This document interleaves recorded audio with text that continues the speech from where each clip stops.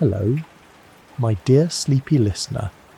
Tonight, as the world around you grows quiet and the gentle hush of night settles in, you find yourself transported to an ancient land, far from the familiar stirrings of your modern day. Here, the streets are narrow, paved with stone smoothed by countless footsteps, and the air holds the lingering fragrance of jasmine and old parchment. The soft glow of lanterns flickers in the windows, casting warm pools of light onto the dust-swirled alleys of Damascus. You are not alone in this distant past. You are part of a city on the edge of change, a silent observer nestled within its winding lanes and quiet courtyards. It is the year 750, though no one calls it that yet. In the hush of evening, you sense the city's restlessness, a sense that something old is fading, and something new, mysterious, and perhaps wondrous is about to begin. Before you drift away into peaceful slumber, please take a moment to like this video, leave a gentle comment about your favourite historical moment, and subscribe to keep these soothing tales coming your way. If you wish, share your location and time zone in the comments. It's always a comfort to know where fellow dreamers are listening from across the great tapestry of our world. Now, dim the lights, settle in, and let these gentle whispers of history lull you into sleep. Tonight, you awaken in Damascus, a city that has seen empires rise and fall, its stones echoing the prayers of countless generations. But the air is different now. There are whispers in the night, carried like wind between garden walls and along the silent canals. News is travelling swiftly and quietly. The Umayyad dynasty, which has ruled from these very streets, is falling. You step softly across mosaic floors, feeling the ancient patterns cool beneath your feet. A lone muezzin's call lingers, bittersweet, as doors close and families gather in their homes. Even in sleep, the city is not at rest. Somewhere beyond the walls, riders move with urgency, messengers bearing tidings of a rebellion that has swept across deserts and rivers, changing the fate of an entire world. You drift through the alleyways, noticing things others might not see: the anxious glances of merchants, the silence of guards who no longer look so proud, the smell of fresh ink on secret letters tucked beneath flowing robes. You sense a mixture of fear and hope in the air, as if Damascus itself is holding its breath. History will later call this the dawn of the Abbasids, a family claiming descent from the Prophet Muhammad's uncle, Abbas. Yet here and now, there is only uncertainty. In some quarters, lamps burn through the night. In others, darkness prevails as families wait for news that will change their fortunes. You pause by a quiet courtyard, where an old olive tree stands in the centre of a shallow pool. Here, an elderly woman, her hair covered in a faded scarf, sits weaving by lamplight. She hums a song that was ancient even in her youth, a song about change and about the patience needed to endure it. Her hands never stop moving, even as she listens for sounds from the street. You wonder if she, too, feels the turning of the age in the threads she weaves. This is a time of uncertainty. Some historians still question whether the Abbasid revolution was as swift and bloodless in Damascus as the old stories claim, or whether the city's transition was shadowed by violence that has faded from memory.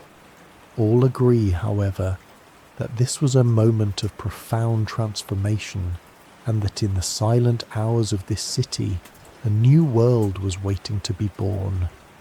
In one corner, a boy draws a map in the dust with a stick, charting a world he has never seen. Elsewhere, a scribe sits cross-legged beneath a lantern, copying lines of poetry that hint at old regrets and new beginnings. The air is thick with waiting, and you, gentle traveller, find yourself part of this turning tide. You listen to the wind, the soft echo of sandals on stone, and the distant murmurs of families wondering what tomorrow will bring. The city of Damascus, ancient and eternal, holds you close as the night deepens. Soon, banners of a different colour will flutter above these walls, and the seat of empire will shift eastward. For now, though, you rest in this moment between empires, safe in the cocoon of history and the gentle cadence of a world about to be remade. You awaken again beneath a sky tinged with uncertainty, the darkness broken only by the flicker of torchlight in distant courtyards. Dawn in Damascus is quiet, yet not silent. A faint buzz hangs in the air, charged with the invisible electricity of change. In the early hours, you slip through streets where shadows move quickly, cloaked in urgency. The black banners have risen. You do not see armies marching openly in the square. Instead, you sense them in the anxious posture of city guards, in the hushed whispers exchanged behind market stalls, and in the glances cast over shoulders. Here and there, a merchant pauses in his routine, staring out across rooftops where new banners, black as night and trimmed in white, unfurl themselves to greet the morning breeze. Some say the colour was chosen for its symbolism, the black banner of the Abbasids, a stark contrast to the white standards favoured by the Umayyads. You hear murmurs among the people that black is the colour of mourning, or of renewal, or even of prophetic fulfilment. Some elders quietly recall ancient stories about black flags rising from the east, stories that carry a chill even in the warmth of morning. Historians, with their careful pens and measured words, still debate the origin and deeper meaning of this symbol. Was it chosen for its mystical aura, or simply for its power to set the Abbasids apart? You walk along the main avenue, lined with olive trees and vendor carts. In a corner, an old man selling dates recounts the arrival of the Abbasid supporters, how they crept in from Khorasan and Mesopotamia, gathering momentum with each passing moon. He gestures with his hands, eyes wide, telling you that the city's fate was sealed the moment the black banners appeared. In the palace, whispers echo beneath high ceilings. The last of the Umayyad caliphs sits behind closed doors, his future uncertain. It is said that some members of the family managed to escape the sweep of revolution. One, Abd al-Rahman, would flee across the deserts, eventually planting a new dynasty in distant Al-Andalus. But tonight, as you observe the trembling candlelight within those chambers, you sense that most will not be so lucky. On a side street, children play, fashioning their own little banners from scraps of dark fabric. Their laughter floats into the air, innocent and unaware of the heavy import their games now carry.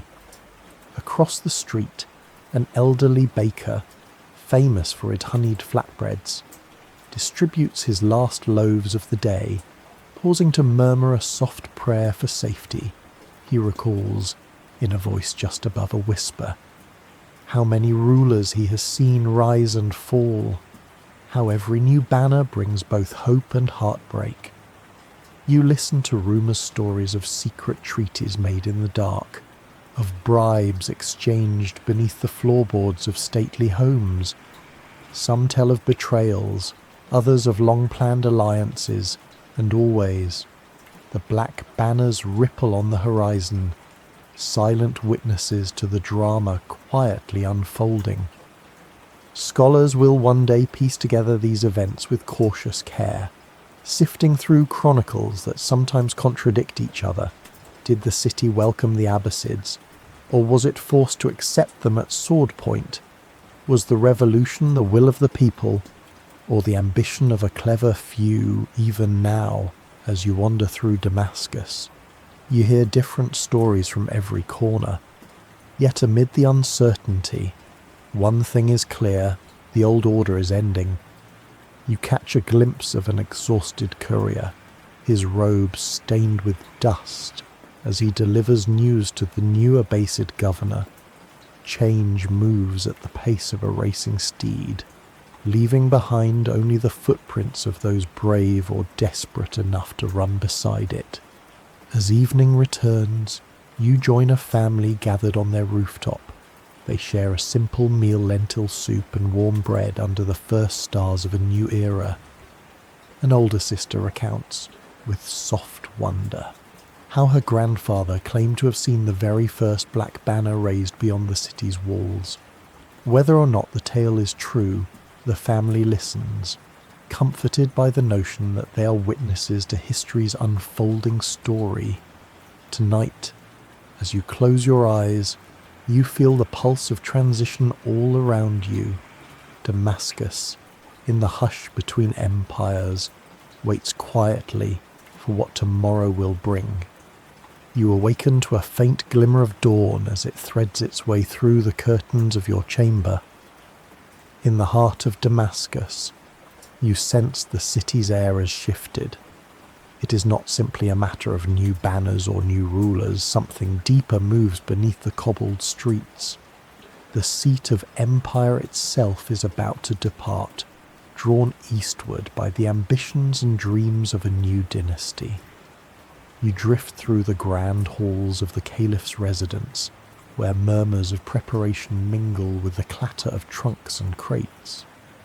Servants and scribes move with quiet urgency, wrapping precious manuscripts and fragile ceramics for a journey none have undertaken in generations. In the corner, a cluster of court musicians sits in hushed discussion, wondering if the music of Damascus will ever echo in the lands beyond the desert. The Abbasids, in their wisdom, or perhaps in a flash of strategic brilliance, have decided to leave behind the storied capital of the Umayyads. The rumours ripple through every marketplace and tea house.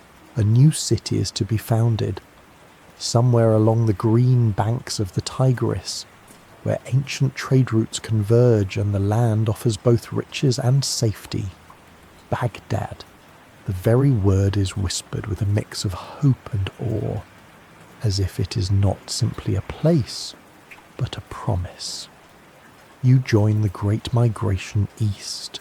Along the road, you're joined by scholars, cooks, poets, architects, and all manner of hopeful travellers. The journey is long and slow, dust rising from the hooves of camels and the soft shuffle of sandalled feet. In the evenings, the travellers gather around flickering campfires, sharing old legends and new dreams beneath a tapestry of stars. A historian once mused that the Abbasids sought to place their capital closer to their loyal supporters in Persia and Central Asia, where new power and fresh ideas could blossom. Others gently debate whether the move was an act of escape from Umayyad loyalties, or the vision of a dynasty determined to outshine its predecessors. The scholars' reasons are many, but for you, the journey is simply a marvel, a ribbon of humanity winding its way toward a destiny still unknown. As the weeks pass, you find small moments of unexpected beauty. An elderly calligrapher, her hands steady despite the rocking of the caravan, pauses to show you the flowing script she uses to record the names of each passing oasis. She jokes, with a twinkle in her eye, that camels are more stubborn critics than any caliph could be. When at last the shimmering mirage of Baghdad appears on the horizon, it is little more than a cluster of tents, a rough outline scratched into the dust by engineers and visionaries. The Tigris flows nearby, its waters murmuring secrets of ancient kingdoms and forgotten gods. You watch as the first stones are laid for what will soon become the grandest city in the world. There is debate even among the builders about where, exactly, to place the heart of the city. Some favour higher ground for safety, others the river's edge for trade.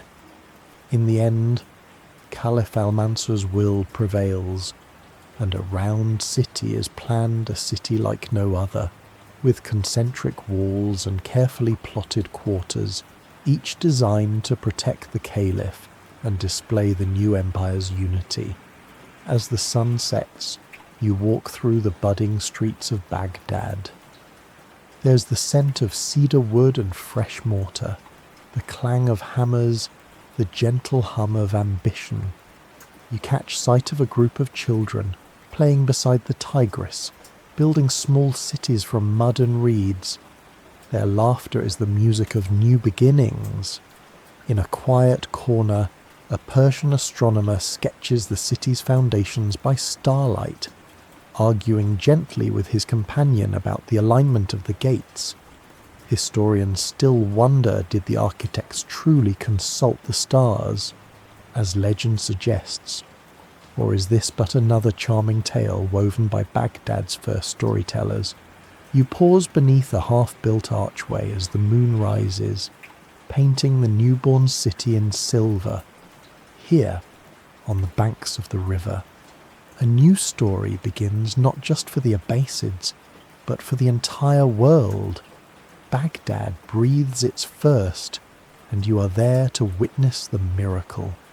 You awaken to the crisp song of morning doves, their gentle cooing mingling with the distant shouts of labourers at work.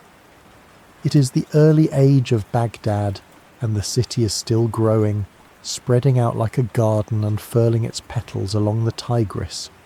The light is soft, golden as fresh apricots, touching the newly laid walls and sun-baked bricks with a painter's patience. Today, you drift through the gardens of the Caliph himself, Caliph al-Mansur, the master architect of this new capital, is said to walk here at dawn, his mind weaving together dreams of empire and order, even as dew clings to the petals of jasmine and the faintest breeze stirs the citrus trees. You pass through colonnaded walkways and tiled pavilions, watching silent gardeners tend to beds of tulips and roses, flowers brought from distant lands to create a paradise worthy of legend. The palace is alive with quiet purpose. Al-Mansur, the second Abbasid Caliph, is both builder and ruler, stern yet contemplative. You observe him from a respectful distance, his dark eyes scanning plans drawn in careful ink. It is said that he chose this place for its safety, far from the resentments of Damascus, close to the loyal Persians of the east, and blessed by the waters of the Tigris. Some whisper that he was haunted by dreams of fire and ruin in the old capital, guiding his hand to this new beginning, yet not everyone agrees about his motivations. While some historians praise al-Mansur's strategic genius, others gently suggest he was driven more by a desire to break from Umayyad legacies, to build a city that would outshine every rival, an act of pride as much as prudence. The truth, as always, rests somewhere in the shifting sands between legend and fact. You notice a curious detail as you meander through the palace grounds, a young servant girl, no more than 10, carrying a pomegranate wrapped in silk. She confides to you, in a conspiratorial whisper, that the Caliph believes eating one at dawn brings wisdom for the day ahead. She giggles at the seriousness with which courtiers debate the fruit's merit, her laughter a gentle reminder of the humanity that lingers behind palace walls. In the shade of a mulberry tree, a group of architects unroll a scroll, their fingers tracing the delicate symmetry of the round city's design. The city's plan is a marvel, walls within walls, radiating streets, and 4 great gates facing the cardinal directions. You watch as masons work the limestone, shaping blocks with quiet skill, their sweat and song mingling in the air. Some say the Caliph was inspired by Persian and ancient Babylonian designs, seeking to blend old wisdom with new ambition. Others quietly argue that the shape was meant to echo celestial harmony, a city in tune with the stars. Beyond the palace, the city swells with life. Merchants from far-off China and India haggle in the markets, their wares an exotic riot of colour and scent. Artisans hammer bronze and silver in shaded workshops. The scent of cardamom and cinnamon wafts from kitchens where chefs experiment with flavours never before tasted in this land. You linger by a reflecting pool as the sun climbs higher, watching its surface shimmer with dragonflies. A poet, seated on the marble edge, scribbles verses in the margin of his prayer book. He jokes, quietly, that Baghdad will soon have more poets than pigeons and exaggeration, but not by much, as the city's gentle energy calls to creative souls from every province. And as the afternoon heat settles, you find shade in the library. Shelves already hold works rescued from the ruins of older cities' Greek philosophy, Persian tales, Indian mathematics. Scholars debate softly among themselves, their discussions interrupted only by the occasional flutter of doves on the windowsill. The air buzzes with possibility. In these moments, you sense what Al-Mansur must have dreamed for a city, a sanctuary where knowledge, beauty, and power could blossom side by side, a place that would endure long after any single ruler's name had faded. As evening descends and the garden glows gold beneath the lanterns, you feel Baghdad's promise settle over you like a silken shawl. This city, still young, is already becoming a legend whispered across continents. And here, under the quiet care of its caliph and his patient gardeners, you rest in the certainty that you are witnessing history being grown, one gentle day at a time. You awaken to the hushed sounds of a new morning in Baghdad, where the city's gentle energy hums beneath every sunrise. Light filters through latticework windows, tracing shifting patterns on the stone floors, and you sense that something extraordinary awaits you beyond the palace gardens. Today, you wander toward the heart of Baghdad's growing renown, the House of Wisdom. The Bayt al-Hikmah, as it is known, is not just a building, it is a living, breathing sanctuary of knowledge. Its doors stand open to scholars and dreamers from every land, and you feel a quiet thrill as you step across its threshold. The air inside is cool, filled with the scent of old parchment and the faint tang of ink. Here, the world's wisdom is gathered and treasured, like seeds kept safe through winter, waiting to bloom. In sun-dappled reading halls, you witness scribes hunched over wide desks, their reed pens gliding in graceful silence. Rows upon rows of scrolls and codices line the shelves, many rescued from the libraries of Alexandria, Harran, Yundishapur, and even distant Byzantium. The work here is both noble and painstaking translations from Greek, Syriac, Sanskrit, and Persian slowly taking shape in careful Arabic script. You pause beside a scholar with gentle eyes and calloused fingers stained blue with indigo dye. She explains with a quiet smile how translating a single text can take years, how each word must be weighed and turned until its meaning settles softly in a new tongue. Sometimes, she confides, scholars argue over a single phrase for days, the debates as passionate as any poet's love or soldier's vow. Historians still wonder whether the Bayt al-Hikmah truly housed every famous text, or whether its fame grew in the retelling, yet no one doubts the fervour for knowledge found here. As you move through the halls, you notice a lesser-known detail on certain afternoons. The House of Wisdom hosts friendly competitions. Scholars are challenged to solve riddles, debate fine points of logic, or compose verses inspired by the day's studies. A mathematician might jest that poetry is far more difficult than algebra, drawing laughter from his colleagues. These gentle contests foster a spirit of camaraderie, a reminder that even among the world's greatest thinkers, playfulness has its place. Somewhere nearby, the soft clatter of astrolabes and glassware draws you into a room filled with astronomers and alchemists. They chart the movements of stars, map the surface of the moon, and ponder the secrets of metals and medicine. A group of young students crowd around an elderly astronomer as he demonstrates how to measure the angle of sunlight using nothing more than a stick and a clever mind. All the world, he whispers, is a book waiting to be read. It is a sentiment that lingers with you long after you leave the room. Outside, you find a quiet corner beneath a flowering fig tree, where a philosopher and a doctor discuss the merits of Galen versus Hippocrates, pausing only to sip tea and feed crumbs to a bold little sparrow.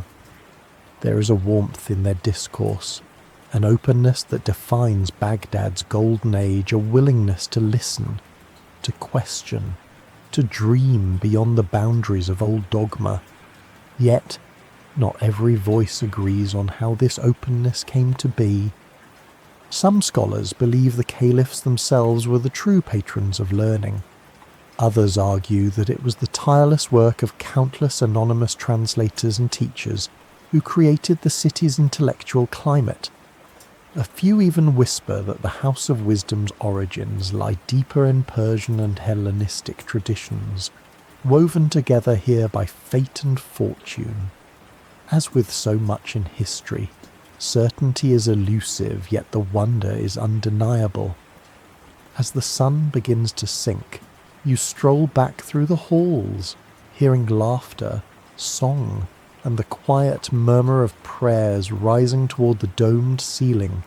The House of Wisdom, you sense, is not just a building, but a beacon, a place where hope and curiosity walk hand in hand, lighting the way for generations yet to come. You awaken to the aroma of warm spices drifting through Baghdad's early streets, where the city pulses with a cosmopolitan rhythm. The day is already alive, the hum of voices, the clatter of wagon wheels, and the bright calls of street vendors weaving through narrow lanes.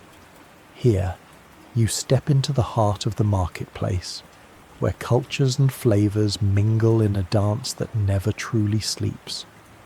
The souks, or bazaars, of Baghdad are the crossroads of the world. You stroll beneath awnings strung with silks and dyed cottons scarlet, emerald, lapis blue. The air is thick with the scent of cardamom, cumin, sweet dates, and rosewater.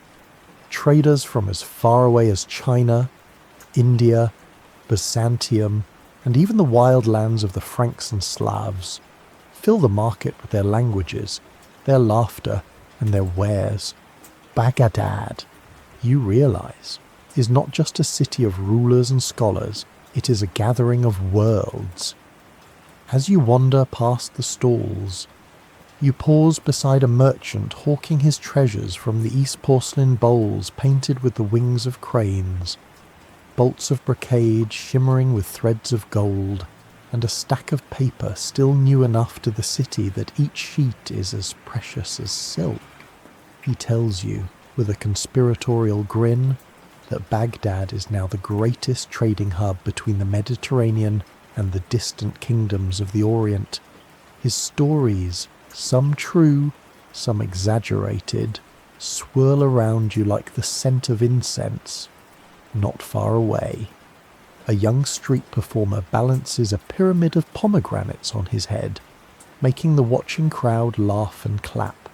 His dog, a clever brown mutt with a white-tipped tail, wags along behind him, occasionally stealing a fruit for comedic effect. The boy winks at you and tosses the dog a slice, his small gesture, a reminder that joy thrives even in the busiest corners of empire. You slip through the crowd and into the quieter lanes behind the main square, where coppersmiths hammer delicate filigree into serving trays, and glassblowers coax shimmering vessels from molten sand. One elderly artisan shows you a lamp, its sides inlaid with tiny coloured tiles. He confides, with a soft chuckle, that he sometimes hides the face of a friend or a favourite donkey and his patterns, a secret only he will ever know. As dusk approaches, you pause by the edge of the Tigris. The sun falls in sheets of orange and violet over the water, and the city's lanterns bloom into life one by one. Along the riverbanks, small food stalls light their fires. You join a group of travellers, each carrying the dust of different homelands on their clothes. Together, you eat bowls of spiced lentil stew and honeyed cakes, sharing stories as the first stars appear overhead. You notice something curious. The coins exchanged in the market bear not only Arabic script, but also traces of older languages: Greek, Sogdian, even Sanskrit. Some say this is evidence of Baghdad's openness. Others claim it is simply the byproduct of so much commerce. Historians still debate whether the city's prosperity was the result of shrewd governance, geographical luck, or a spirit of cultural fusion impossible to define. Amid all this bustle, you feel a gentle peace in the simple rituals of evening. A perfumer passes, trailing scents of oud and myrrh. A baker hands a laughing child a round, golden loaf, warm from the oven. The marketplace, so lively by day, becomes almost meditative at sunset, a lullaby of distant bells, soft conversation, and the promise of another day's adventures. As you make your way home, the lanterns flicker and sway above your head. The world slows. Baghdad, in the hush of twilight, cradles you in the memory of spices, laughter, and the soft comfort of belonging to a city where every road leads both outward and homeward. You awaken beneath a sky shimmering with the first blush of dawn, the city's rooftop gardens still sparkling with dew. Today, Baghdad feels hushed in a special way, as if the entire city is pausing to watch the stars linger a moment longer before they fade into day. It is in these early hours that you find yourself drawn to the domed observatories and quiet chambers of the city's astronomers, mathematicians, and seekers of knowledge. Here, among brass instruments and parchment charts, you stand with scholars peering through narrow windows at the slow sweep of the heavens. The Abbasid caliphs, ever eager to nurture learning, have gathered some of the finest minds from every corner of the known world. Al-Khwarizmi, the mathematician whose name will one day become algorithm, sits not far from you, puzzling over a page of strange symbols. He greets you with a gentle nod, then laughs softly at his own ink-stained hands. The true colour of a stargazer, he jokes. You notice the scholar's gentle camaraderie, a shared delight that seems to smooth the sharp edges of rivalry. They gather at night on rooftop terraces, instruments gleaming astrolabes, armillary spheres, sundials, and glass vessels full of shimmering sand. The night air is often filled with their quiet voices, measuring the angles of Venus, calculating the shadow of the moon, or debating the shape of the earth. on especially clear nights. Their gatherings become small festivals, complete with spiced nuts and dates, as everyone waits for the right moment to glimpse a wandering comet or eclipse. One young apprentice, eager and bright-eyed, shyly offers you a peek through his newly crafted astrolabe. You marvel at the intricacy of the design, noticing a tiny bird etched into its brass rim, a private whimsy, meant to bring good luck. This blend of science and subtle humour is everywhere. Even the most serious of mathematicians sometimes slip puns into their treatises, a tradition that will one day confuse and amuse scholars for centuries to come. Not every achievement of the House of Wisdom is equally celebrated. However, some philosophers whisper that the great astronomical tables were compiled by the combined efforts of dozens, not just the famous names. Others argue that inventions sometimes credited to Abbasid Baghdad may have originated further east, or maybe the legacy of teamwork lost to time. You hear these debates drift through the observatory, a gentle reminder that even the brightest stars are part of constellations, and every discovery rests on countless unnamed shoulders. As the morning deepens, you stroll down to the riverbank, where a group of children float little boats made of folded parchment, each marked with the sign of a planet or a star. Their laughter is echoed by the gentle splash of oars from a passing fisherman, who pauses to point out Venus, still faintly visible in the pale sky. He tells you, half joking, half serious, that some in Baghdad believe each person is born under a special star, and that wise folk can read fate in the heavens. Nearby, a craftsman carves numbers into a set of ivory counting rods, showing a small crowd how numbers from India, what the world will later call Arabic numerals, make calculations swift and elegant. He winks at you, confessing that he sometimes uses his new arithmetic to track the profits from his stall, and finds the system just as mysterious as any lunar eclipse. You return at twilight, the domes of the city blushing rose and gold. The astronomers gather again, ready to chart the stars' slow drift. You stand among them, sharing in the hush and awe that descends as the sky darkens and the first bright planets appear. Baghdad, in this moment, is a city caught between earth and sky, a place where wonder and wisdom quietly walk hand in hand. You awaken to the sound of soft music drifting through the courtyard, carried on a cool morning breeze. In this moment, Baghdad feels like a city made entirely of melody and words, a place where stories, songs, and poems swirl through the air as naturally as the calls of the city's doves. Today, you wander into the salons and gathering places of poets, musicians and storytellers, drawn by the promise of gentle laughter and the sparkle of human creativity. The majlis, or literary salons, are at the heart of Baghdad's cultural life. Beneath carved wooden ceilings and embroidered hangings, you find yourself surrounded by men and women seated cross-legged on plush carpets, each with a cup of sweet tea or thick kahwa balanced carefully in their hands. A poet stands at the front, reciting verses that ripple through the room, describing moonlit gardens, lost loves, or the sweet ache of nostalgia. The audience murmurs its appreciation, pausing now and then to gently debate a particularly clever turn of phrase. On the edge of the circle, a musician tunes his oud, his fingers nimble and sure. He plays a melody so plaintive and tender that even the servants carrying trays of sugared almonds pause to listen. The notes seem to float up toward the painted ceiling, echoing off intricate latticework and fading softly into memory. It is said, with a trace of humour, that Baghdad's poets can conjure tears and laughter with equal skill, and that a well-timed jest woven into a poem is considered a true mark of genius.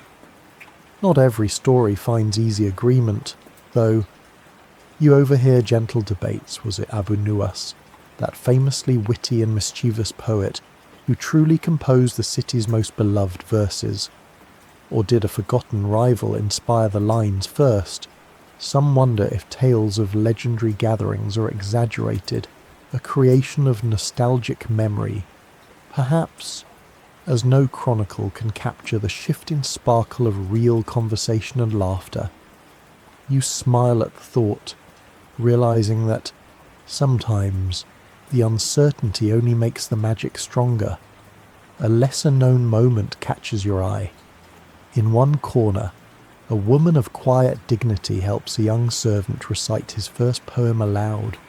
She corrects his meter with patience, encouraging him as his voice quivers and then grows strong. The others in the room greet his effort with soft applause, and someone slips a candied fig into his palm. This simple, human kindness, the nurturing of new voices, remind you that Baghdad's golden age is as much about gentle hearts as brilliant minds. As afternoon shadows lengthen, you step outside into a garden shaded by date palms and flowering myrtle. A group of friends gather beneath the vines, taking turns sharing tales. One tells a clever animal fable, another a story of lost treasure, and a third recites verses that seem to make the very leaves shiver with delight. The air is thick with jasmine and laughter, and you feel a sense of timelessness settle around you, as if these moments could last forever. Near sunset, you return to the salon, where candles are being lit, their flames reflecting in polished silver. The evening's entertainment includes not only poetry and song, but riddles and playful challenges. You listen as guests try to outwit each other with clever word games, their soft laughter a counterpoint to the gentle plucking of strings. Some say Baghdad's cultural gatherings were open to all, while others argue that status and gender determine one's place in the circle. The truth, perhaps, lies somewhere in between, open enough to let new talents blossom, yet still shaped by the unspoken boundaries of the age. You end your evening listening to a duet, a poet and a musician weaving words and notes together until the line between them disappears. The city outside may bustle with trade and power, but here, in these quiet rooms and lamplit gardens, Baghdad becomes a world of dreams, where every whispered story and plucked string is an invitation to slow down, breathe deeply, and lose yourself in gentle wonder. You awaken to a filtered, golden light slipping through silk curtains, finding yourself in a quieter corner of Baghdad's world. The bustle of merchants, the clatter of artisans, and the learned debates of scholars seem distant here. Today, you move softly among the courtyards and screened chambers where the women of the Abbasid era shape lives, stories, and history, often out of view, but never out of influence. Behind ornate mashrabiyah screens and in walled gardens perfumed with roses, you sense the quiet power that flows through these spaces. The city is full of women mothers, daughters, slaves, free women, poets, musicians, and healers, each with her own story, her own struggles and joys. You notice how they shape the rhythms of the household, mixing scented oils, preparing elaborate meals, embroidering intricate patterns into linen, and raising the next generation of Baghdad's citizens. It is here that you meet Zubaydah bint Ja'far, wife of Caliph Harun al-Rashid, famous not only for her wisdom but for her legendary charity. You listen as she gently questions a steward about the wells she is building for pilgrims on the road to Mecca, her soft voice revealing a will as steady as the Tigris. Some say her network of wells saved countless lives, a feat rarely sung by poets, yet felt in every grateful heart that reached the holy city. You pause to admire a lesser-known detail, Zubayda's fondness for composing little verses for her grandchildren, weaving wisdom and humour together with the same skill she brought to her works of public good. In another shaded room, you find a group of women quietly reciting poetry and teaching each other to read and write. Though the world outside is shaped largely by men, these women create their own circles of learning and influence, passing on knowledge like a precious heirloom. A young woman named Fatima hesitates over a line of verse, and her elder cousin, with gentle patience, corrects her, reminding her that every poet, no matter how skilled, was once a trembling beginner. You catch snippets of conversation, whispers of palace intrigue, of friendships that run deeper than blood, of alliances forged over cups of thick, sweet coffee. Some women wield power from the shadows, their advice sought by viziers and caliphs alike. Others find their influence in quieter ways, through their wisdom, their humour, or their courage in adversity. There is a scholarly debate that lingers in these spaces as well. Some historians claim that women of the Abbasid court enjoyed unparalleled education and freedom, their voices echoing in poetry and philosophy. Others suggest these tales are coloured by nostalgia and myth, and that, for many, life was constrained by the expectations of the age. The truth is gentle and elusive, shifting like sunlight across the courtyard tiles. In the midst of these lives, you notice the rituals that shape each day. At dawn, women gather in the courtyard to share stories and morning prayers, their voices rising softly above the song of the birds. At night, mothers whisper bedtime tales of queens and clever girls, giving their children dreams of possibility. One afternoon, you watch as a healer prepares a poultice of lavender and mint for a neighbour's headache. She passes her knowledge to her daughter, explaining each step with a mixture of science and superstition. She laughs that some remedies cure simply because they are made with love and faith, a wisdom older than any book. As the sun fades, you feel the warmth of companionship, the resilience of those who build and rebuild in the background of history. In these rooms and gardens, you find a gentle, enduring strength, one that shapes the heart of Baghdad as surely as the Tigris shapes its banks. You awaken to the soft rustle of parchment and the faint scratch of reed pens on paper. Today, you find yourself in a quiet chamber where the gentle glow of oil lamps reveals the concentrated faces of translators, philosophers, and scholars working late into the night.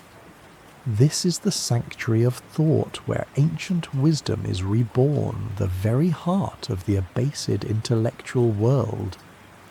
Here, texts from across the known world, Greek, Persian, Indian, Syriac, are painstakingly translated into Arabic. You watch as a scholar carefully traces the lines of Aristotle's metaphysics, whispering the strange, beautiful words aloud, weaving old meanings into new forms. Beside him, a philosopher debates the finer points of logic with a student, their voices low and reverent, as if the ideas themselves were fragile jewels to be handled with care. You notice a humanizing detail. One translator, frustrated by a particularly elusive phrase, bursts into quiet laughter at his own confusion before settling back into thoughtful silence. His humility and persistence mirror that of many who have dedicated their lives to bridging worlds of thought. The House of Wisdom is more than a library. It is a workshop where ideas take shape and are tested. Scholars gather to discuss ethics, astronomy, medicine, and mathematics. their debates a gentle symphony of curiosity and respect. A Persian philosopher named Al-Kindi speaks softly about the harmony between reason and faith, a delicate balance that guides much of the Abbasid era's thought. Yet, historians continue to explore the true nature of the House of Wisdom. Some wonder whether it was a formal institution or a loose collection of scholars meeting in private homes and palaces. Others suggest its fame grew through stories passed down by later generations, an idealized vision of a golden age. Whatever the truth, you feel the quiet power of this intellectual blossoming surrounding you like a gentle embrace. You listen as a physician describes new medical techniques inspired by Hippocrates and Galen, blending observation with the practical wisdom of local healers. You see mathematicians working on the concept of zero, a radical idea that will revolutionize calculation and commerce far beyond these walls. In a moment of levity, a young student quizzes a teacher on the virtues of various philosophical schools, earning a wry smile and a reminder that questioning is the path to deeper understanding. The air is filled with soft laughter and the rustle of turning pages, a comforting reminder that learning is a shared journey. As evening deepens, you step outside to a courtyard bathed in moonlight.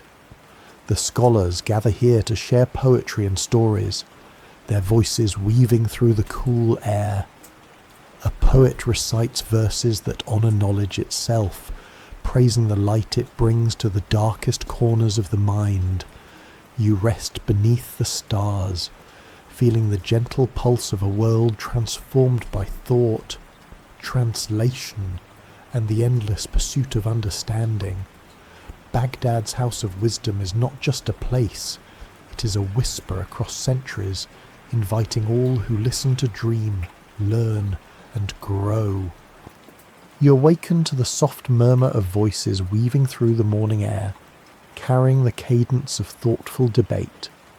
Today, you find yourself in one of Baghdad's serene courtyards, shaded by fig trees and jasmine vines, where scholars, theologians, and philosophers gather quietly to explore the delicate dance between faith and reason.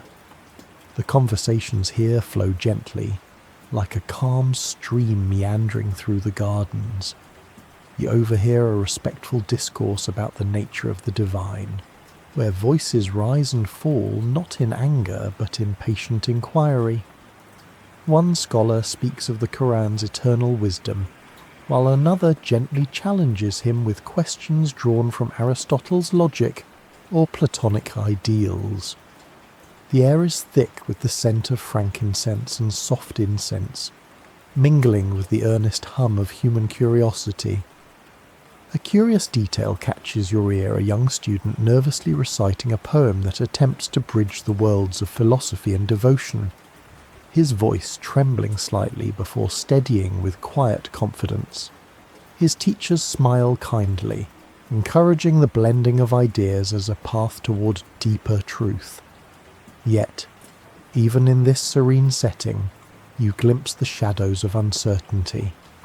Some thinkers urge caution, warning that reason should never override faith, while others propose a harmonious union between the two.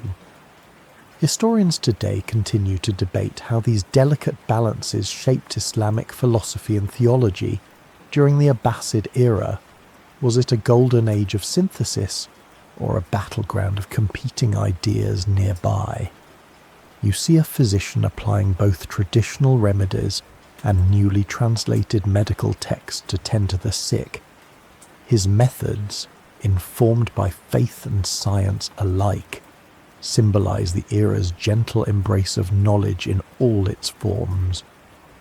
As afternoon light softens, you watch as these scholars disperse, leaving behind a courtyard alive with the soft rustle of leaves and the distant call to prayer. Their conversations linger in the air like a whispered promise that inquiry, and belief can coexist in a world as vast and mysterious as the desert stars.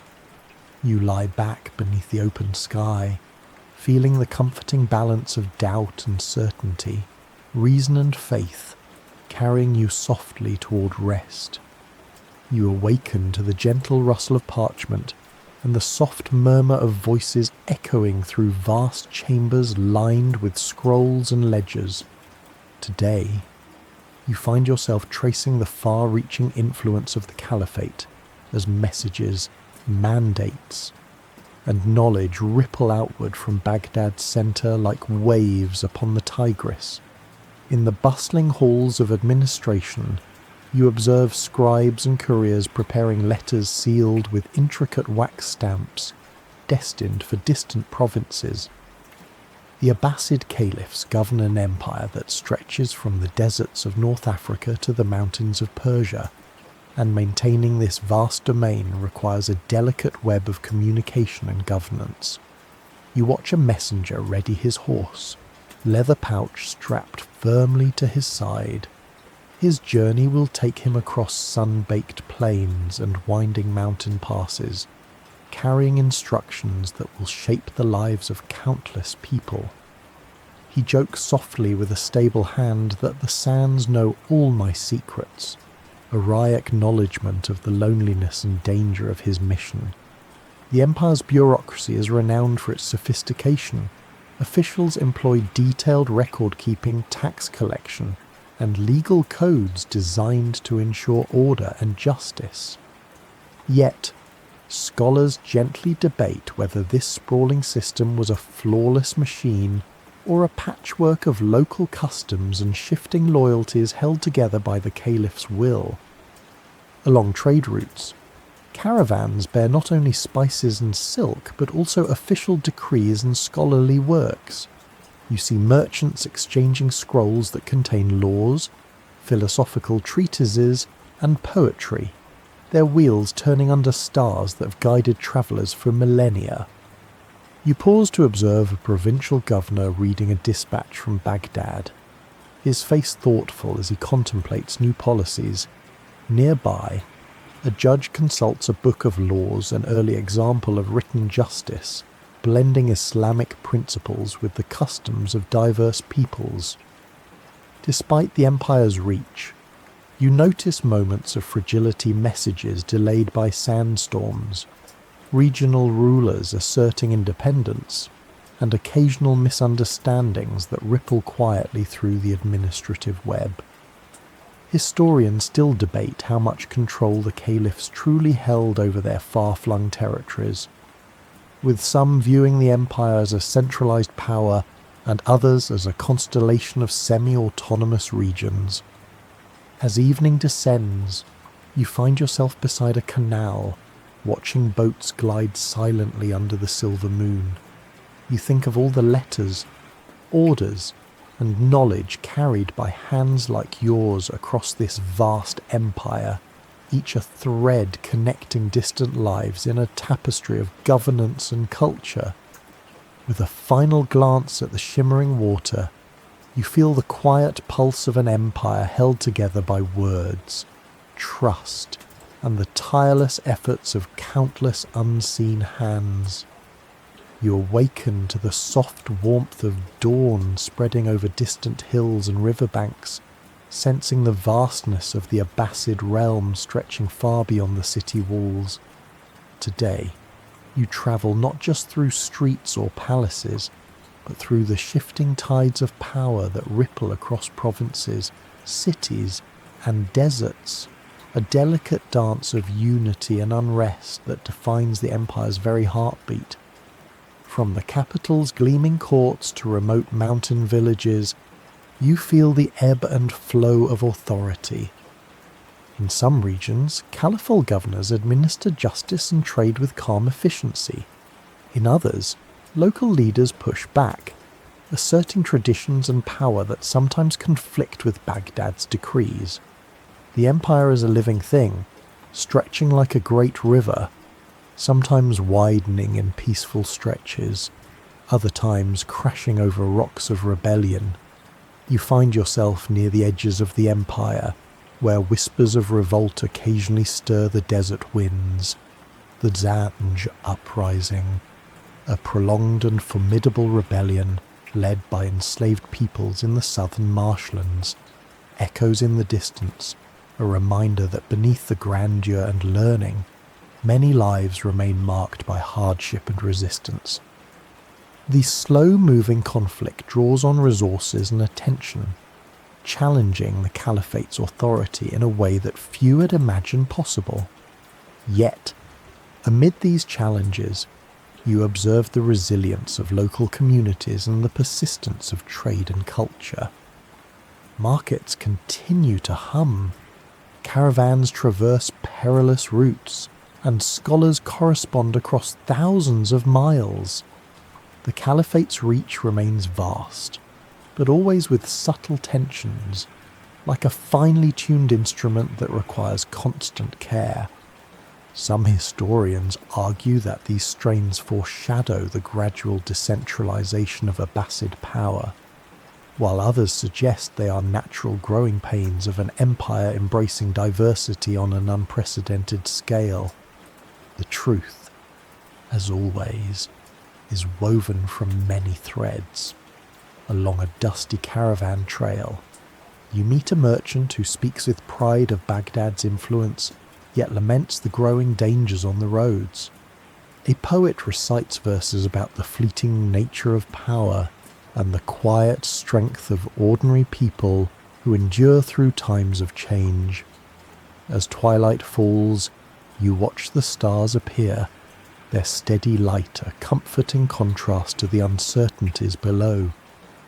You reflect on the empire's vastness, the brilliant heights and shadowed valleys, and feel a gentle awe for a world both grand and fragile, shaped by the ambitions of rulers and the resilience of countless souls. You awaken to the soft murmur of wind weaving through palm fronds and the distant clatter of camel hooves on cracked earth. Today, you find yourself along the winding Silk Road, the artery of trade and culture that threads through the Abbasid realm and beyond. Here, caravans laden with silks, spices, and secrets traverse the vast expanse between east and west, bringing both wealth and whispers from distant lands. The air is filled with a mixture of scents, fragrant sandalwood from India, the sharp tang of frankincense from Arabia, and the sweet aroma of jasmine from the gardens of Persia. Traders and travellers from every corner of the known world gather at dusty caravanserais, exchanging goods, stories, and news. The marketplace buzzes with life, a testament to the empire's role as a crossroads of civilizations. Amid the clamour, you overhear tales of the Silk Road's hidden dangers, bandits lurking in mountain passes, shifting political alliances that can suddenly close borders, and the harsh deserts that test even the hardiest of travellers. These shadows along the trade routes remind you that the wealth of Baghdad and the Abbasid world is hard-won, carried by brave souls willing to risk the unknown. You pause beside a merchant from Samarkand, who shares a curious detail, a rare herb said to cure ailments and lengthen life, brought from the farthest reaches of the East. His eyes twinkle as he confides that such secrets are treasured as much as gold, their true value often known only to a few. Scholars debate the precise extent to which these trade routes influence the Abbasid world's prosperity, with some suggesting that economic wealth fueled the cultural blossoming, while others emphasize the empire's administrative genius. Whatever the balance, the Silk Road's role as a lifeline connecting distant peoples is undeniable. As the sun dips low, you watch a caravan settle beneath a canopy of stars, lanterns glowing like fireflies. Around flickering fires, stories of adventure, discovery, and survival are shared. their echoes weaving into the night's gentle hush. You lie back on soft rugs, the cool night air carrying the scent of exotic spices and distant lands.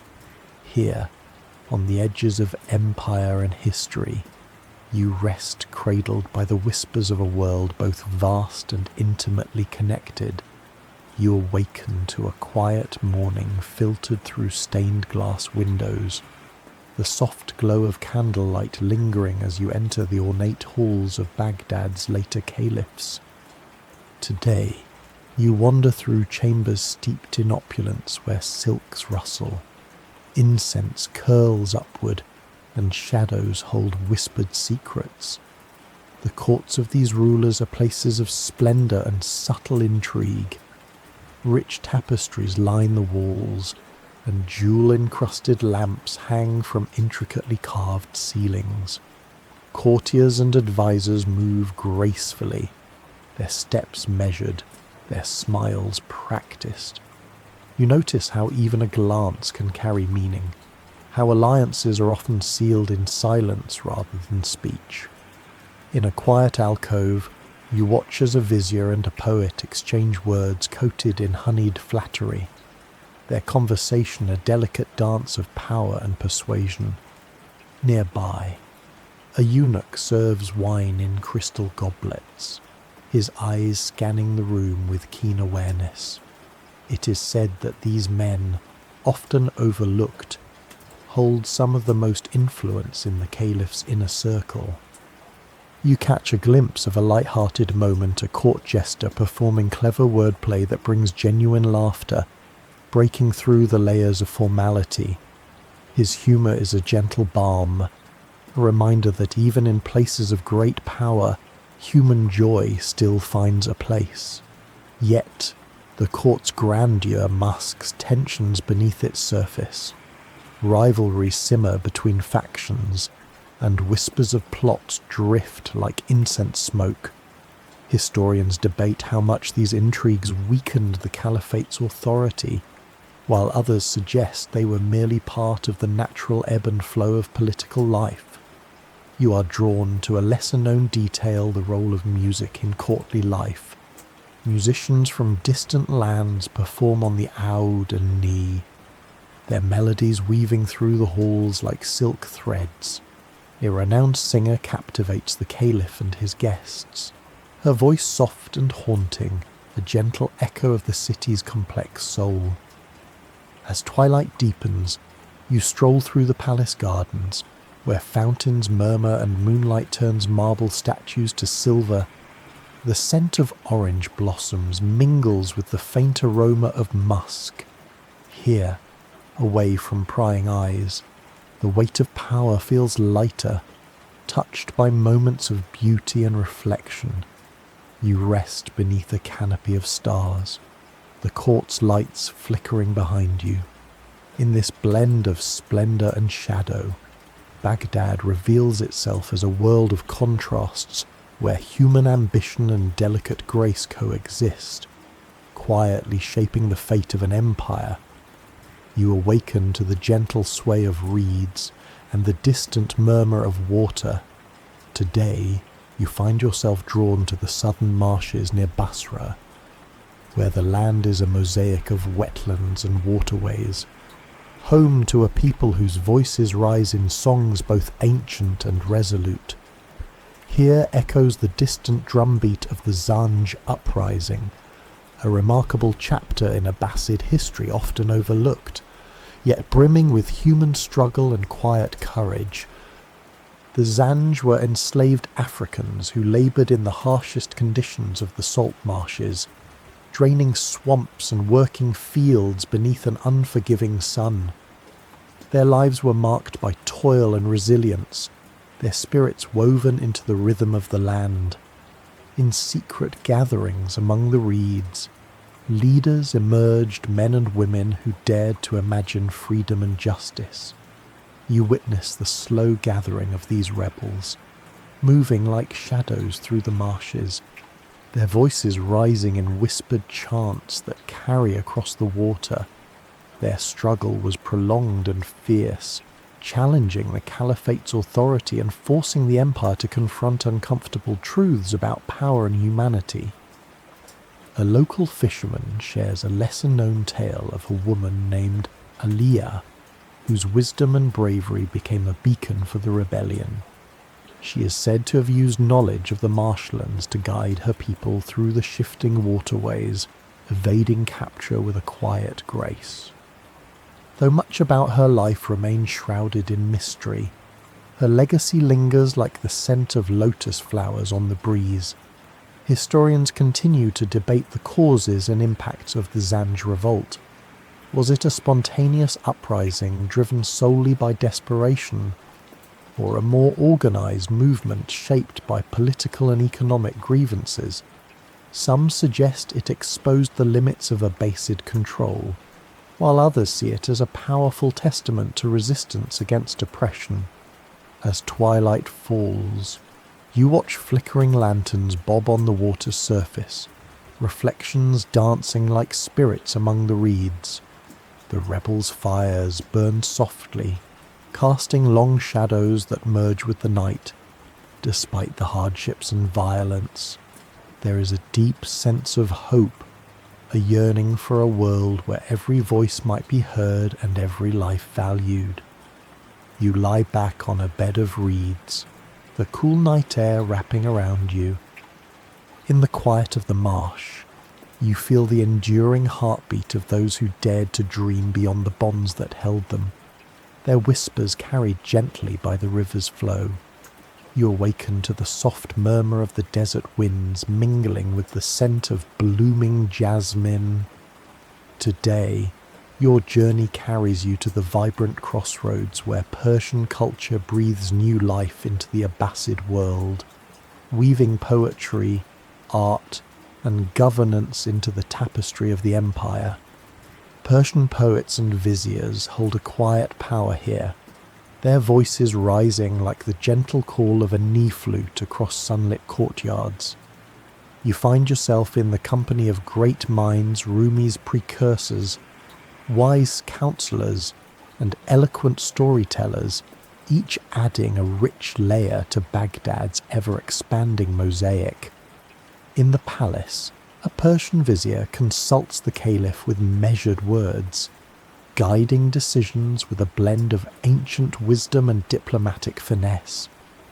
Nearby, poets compose verses celebrating the harmony of cultures, their words filled with metaphors drawn from the rose gardens and moonlit nights of Persia. You catch a charming detail, a court poet's habit of slipping playful riddles into his verses, delighting listeners and earning secret smiles. The blending of cultures is both celebrated and complex. You observe how Persian administrative systems and art forms infuse the Caliphate structure, yet sometimes create tensions with Arab traditions. Scholars debate whether this cultural melding enriched the empire or sowed seeds of discord, a question gently left open by the passage of time. You stroll through bustling markets where Persian carpets, delicate ceramics, and sweet saffron perfumes mingle with Arabic calligraphy and spices from distant lands. Artisans work with graceful precision, their crafts reflecting the union of diverse influences that define this golden era. As evening falls, you join a gathering beneath a canopy of stars, where poets recite tales of love and loss, of kings and commoners, each story a thread binding the rich cultural fabric. The night air hums with the soft strumming of lutes and the whispered promise of new beginnings. Lying back, you feel the breath of Persia in Baghdad's heart. A gentle reminder that history is a dance of many voices, each adding its own rhythm to the song of civilization.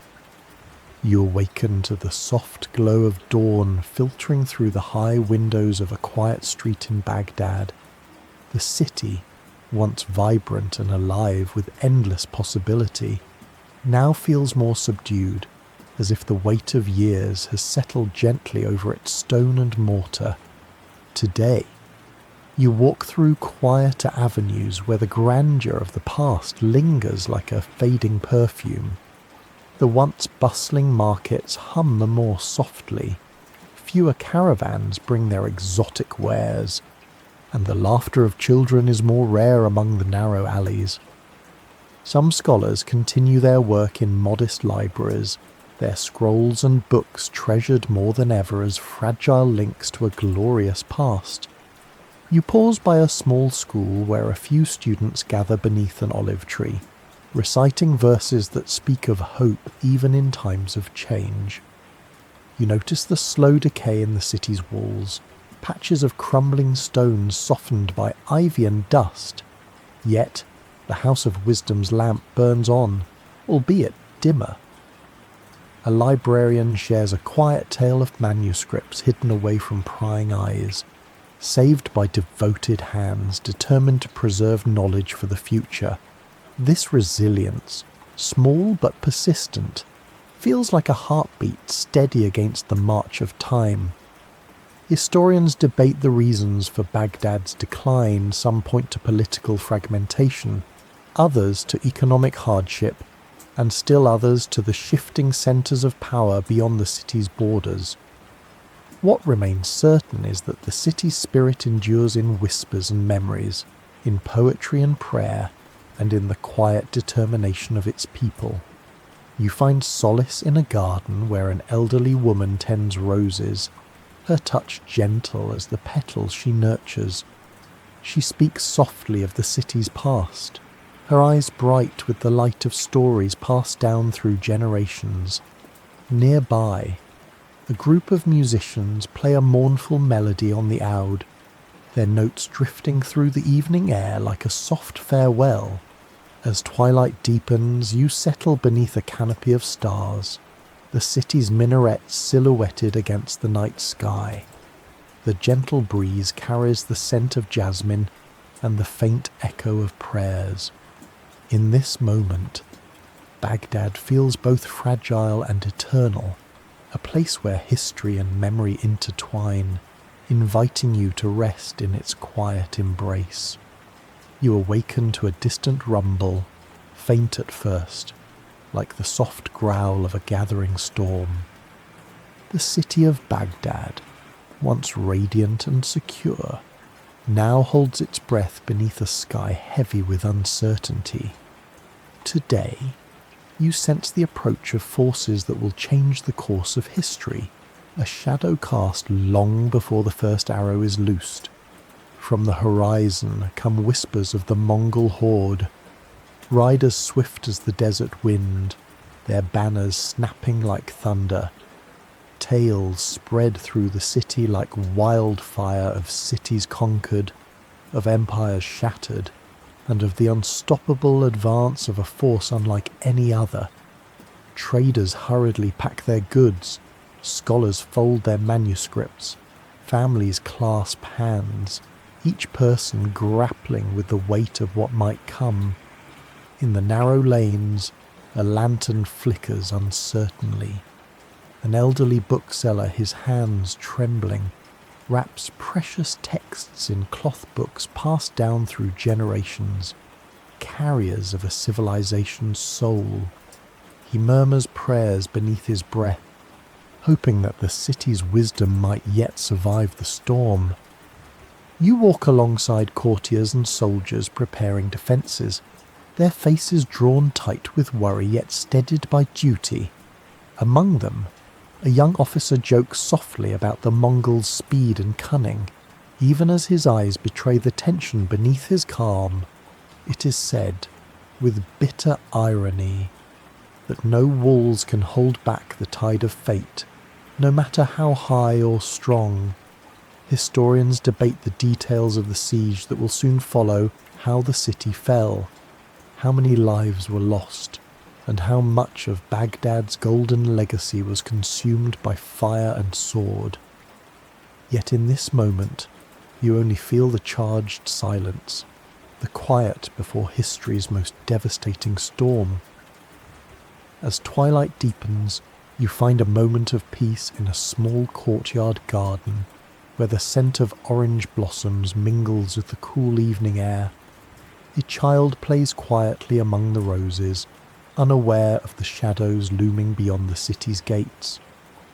You close your eyes, holding on to this fragile stillness, the last whisper of an age about to fade, and the memory of a city that shone brightly for centuries, lighting the world with its knowledge, beauty, and hope. You awaken to a deep, gentle stillness settling over the ruins of Baghdad. The once glorious city lies quiet beneath a sky strewn with stars, its grandeur now a soft memory whispered by the desert winds. Today, you rest among the echoes of a civilization that shone like a lantern in the darkness, its light flickering yet enduring in the hearts of those who remember. As you wander slowly through fallen arches and silent streets, the scent of jasmine and sandalwood lingers faintly in the air, a delicate reminder of gardens long gone but never forgotten. You see the outlines of ancient libraries and bustling markets, now touched by time but rich with stories waiting to be told. The House of Wisdom's scrolls may have been scattered or lost, but their spirit lives on in every book and thought passed down through generations. Scholars, poets, and dreamers carry fragments of Baghdad's legacy in their hearts, ensuring that knowledge, curiosity, and wonder continue to bloom across the world. You feel the weight of centuries pressing softly around you, a comforting presence rather than a burden. This city was more than stone and mortar. It was a living poem, a melody woven from the lives of countless souls who dared to imagine, to learn, and to create. Now, as the night deepens, you settle beneath an ancient olive tree, its branches whispering tales of resilience and hope. The gentle rustling of leaves becomes a lullaby, coaxing you toward peaceful slumber. Reflect on the beauty of impermanence, the way even the mightiest empires rise and fall, leaving behind seeds of wisdom and wonder for the future. Like Baghdad, may you find strength in change, grace in endings, and peace in the quiet moments between. Let your breath slow and your mind soften. You are cradled by history's gentle embrace, safe to drift away on the soft winds of time. Sleep now, dear traveller.